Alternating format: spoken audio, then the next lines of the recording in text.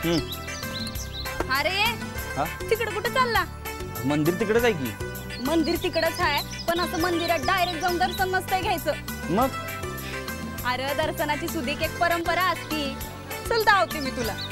चल.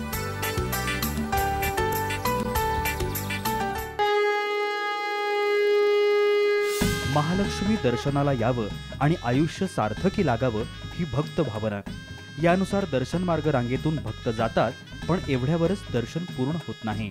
धर्मशास्त्रानुसार दर्शन कसं घ्यायचं याला सुद्धा एक परंपरा आहे.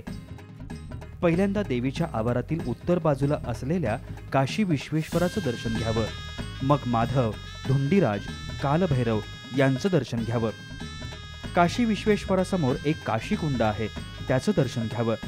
विश्वेश्वर मंदिरात नंदी शेजारी गुहा आहे, तिथे दर्शन घ्यावं. देवीच्या आवारात गंगा पंचगंगेच्या रूपात आहे. ईशान्येला भवानी आहे. या दर्शन क्रमानं मणिकर्णिका गणेश दर्शन घेऊन श्री महाकाली, श्री महासरस्वती यांचं दर्शन घ्यावं. त्यानंतर श्री करवीर निवासिनी श्री महालक्ष्मीचं दर्शन, दक्षिणेला रंकभैरव, महर्गलेश्वर, अगस्ती लोपामुद्रा या सगळ्यांचं दर्शन घेतल्यानंतर मग दर्शनक्रम पूर्ण होतो असं म्हणतात. या देवीचं महत्त्व सांगायचं तर ती आद्य शक्ती आहे. ती त्रिगुणातीत आहे. ती स्त्री नाही, ती पुरुष नाही, ती असुर सुद्धा नाही. आपण मूर्त ब्रह्म चित्शक्ती म्हणतो ना, तशी ती आहे. तिने तिच्या तमोगुणामधून म्हणजे तिच्या वाईटामधून महाकाली आणि तिच्या चांगल्यातून म्हणजे सत्वामधून महासरस्वतीची निर्मिती केली. या दोन्ही देवता तिच्या बरोबरच आहेत.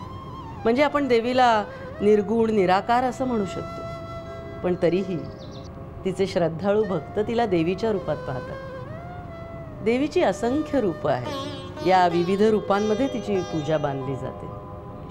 आपल्याला देवी अंबाबाईचं महत्त्व सांगायचं तर ते हे असं सांगता येईल. आता थोडंसं देवीच्या रूपाबद्दल सांगा ना, म्हणजे ते शास्त्रात काय आणि कसं सांगितलं? शास्त्रातल्या देवीच्या रूपाबद्दल सांगायचं तर ती श्रद्धेला पावणारी, भक्तांच्या हाकेला धावून येणारी अशी जगत जननी आहे.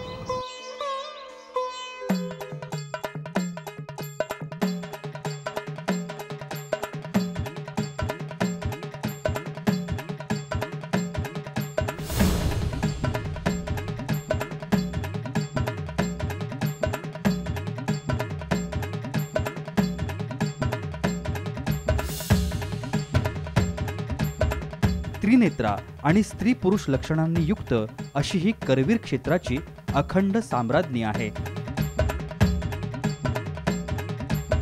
हातात मातृलुंग म्हणजेच भाळुंग, गदा, खेटक, पानपात्र, त्रिशूळ, मस्तकावर लिंग धारण करणारी, क्षीराब्दीमध्ये विशाल आणि पद्मावर आसनस्थ आहे. साऱ्या जगासाठी ती श्री महालक्ष्मी असली तरी करवीरवासियांची श्री अंबाबाई आहे.